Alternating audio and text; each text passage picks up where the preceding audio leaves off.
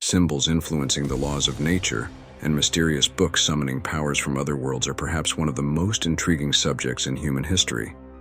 Undoubtedly, magic and sorcery have been outlawed by governmental laws in the past and deemed a danger to society in many places. What exactly is this concept, defined as forbidden for the human species in religious texts? Is it a metaphysical power as described in legends? Or is it an ancient technology that is yet to be fully understood? Let me explain this to you as someone who has witnessed it closely.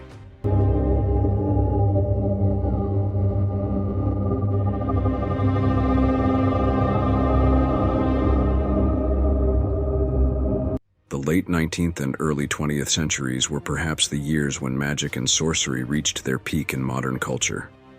The upper class, enriched by the wealth brought by the Industrial Revolution, began to immerse themselves in Eastern mysticism, mysteries from the mountains of India, forbidden sciences of the Middle East, Egypt. Concepts like books found in corridors started to attract incredible attention in Europe and America. This concept actually represents a much deeper, much greater power, the power to shape the fundamental building blocks of creation according to your will. In ancient cultures, sorcery was a highly important concept in society, and those who practiced it were respected individuals for a simple but significant reason. Sorcery was the art of controlling the fundamental powers of nature and the universe. In ancient Egypt, sorcerers served as a combination of today's doctors, priests, and educators. They prepared talismanic herbal ointments and mixtures to treat patients. They played a role in the psychological treatment of patients. They wrote talismans to protect people from evil spirits and creatures. All of these were the tasks of sorcerers. In Egypt, even magic was seen as a supportive alternative treatment alongside medicine. In ancient Egypt, the word for magic is Heka, and Heka is actually a secret of creation. The gods created people using magic. Heka is a force that surrounds us and everything, invisibly binding us to one another, and people could harness it with sufficient training. Priests who would receive training in Heka would be taken into the temple at the age of 7 or 8, separating them from their family ties. Over the years, they would learn information from various ancient texts in the Book of the Dead and begin to apply them in practice. Following years of education, those most talented would be appointed as priests, serving alongside the pharaoh. The information and resources given to priests were kept highly secretive for their knowledge of these ancient secrets. Throughout their years of education, priests would receive advanced training in mathematics, natural sciences, astronomy, astrology, and alchemy. It is the power that creates everything, and if you can fully control this power, you become what was considered divine in ancient times. On the other side of the world, the Maya civilization was renowned for its advanced calendar systems, mathematics, and knowledge of astrology. This knowledge was intertwined with magic and rituals, providing deep insights into the workings of the universe. According to belief, Maya priests had the ability to manipulate the energies of time and space because they could control this power, using their abilities for both healing and prophecy. Maya magic relied on balancing and harmonizing the forces of nature, and often involved ritual dances, sacrifices, and meditations. Additionally, they believed that magic, similar to theirs, represented a power symbolizing the communication link between the sky and the earth, and priests could use this power to bring knowledge from realms independent of time and space. Celtic magic placed great importance on seasonal cycles, herbal remedies, and energy work. Natural structures such as stone alignments and sacred trees also played a central role in rituals. As far as we know, in the oldest civilization, the Sumerians, the letter M in the root of the word magi-me, equivalent to the word magic, meant a knowledgeable person. Translations such as universal laws, the power that maintains order in the universe, have been offered.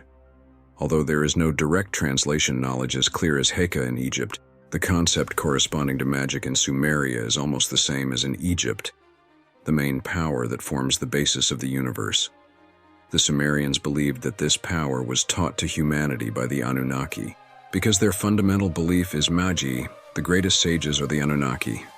The Anunnaki taught humans the fundamental laws of nature and how these laws could be used for their own benefit. Today, concepts we could call technology, such as controlling weather conditions and creating various living beings, including humans, are concepts that the Sumerians referred to as magi-magi. In Taoism, you achieve both physical and spiritual balance by drawing this energy to yourself through meditations. In Shintoism, you use this energy to communicate with other worlds and to connect with nature. The aim is to achieve the highest level of harmony. Eastern philosophies introduce use to this fundamental structure as qi and kai, which they say is the life energy. They believe that life's essence is actually the fundamental power that pervades everywhere in the universe. Sorcerers are highly educated, specialized in natural sciences, trained in alchemy, and have developed themselves in energy manipulation techniques. The abilities of the Prophet Solomon, encountered in religious sources, are the most important characteristic of this prophet king: the ability to control both natural and supernatural powers. The main reason for him to have this power is a special seal given to him by God. Some say it's a ring. Some claim that Prophet Solomon was aware of some secret words that would awaken these powers, but what matters to us is the result. Prophet Solomon used this power. He built great structures, used this power to his advantage in wars, and even exerted dominion over beings in other worlds with this power. The most critical point here is the ability to communicate with the world of jinn, or unknown ether worlds, using an amulet, symbol, or knowledge, and the ability to do things that seem impossible under normal circumstances. People who learned these techniques from various books or ancient texts had this power. Historically, those who practiced this performed various blood rituals, used various symbols, and often took personal belongings or body parts, usually hair, of the person they wanted to influence with magic, and sometimes performed these rituals, as in the story of Prophet Solomon. Actually, this practice became so widespread that in the 18th century BC, magic and sorcery were added to the laws by the Babylonian king, and it was decided that those involved in such activities would be put to death. Magic is an extremely negative concept in the subconscious and culture of people due to both the harsh approach of religious texts and culture towards magic and witchcraft, and the witch hunts in which tens of thousands of people were killed for no real reason by the papacy. The concept of science is generally defined as a body of knowledge and a process based on systematic and orderly observation of natural phenomena, the workings of the universe, and various phenomena, through experimentation and obtaining accurate knowledge and laws. The origin of the word is to know, to understand, to research. Let's also remember the origin of fame, magi magus magos. These carry the meaning of wisdom and wise person, while the concept itself emerges as manipulating nature, using the fundamental power of the universe. And these two concepts are now referred to as using the elements already present in nature and metaphysical elements. When we combine them, science gives us answers when we wonder what people called supernatural things back then. And through the answers it gives, it allows us to use the powers of nature for our own benefit.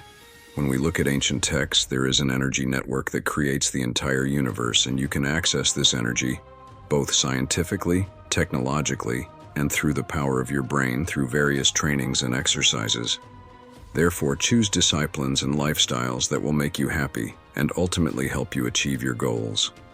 The topic of magic is a very deep one, and after this video, I will tell you much more about forbidden teachings, supernatural books, individuals, mysterious facts, and more. So, all concepts will fit better in your mind. Thank you all for watching the video. If you like this type of content, you can subscribe to the channel. By sharing the videos with your surroundings, you can help me show the truth to more people.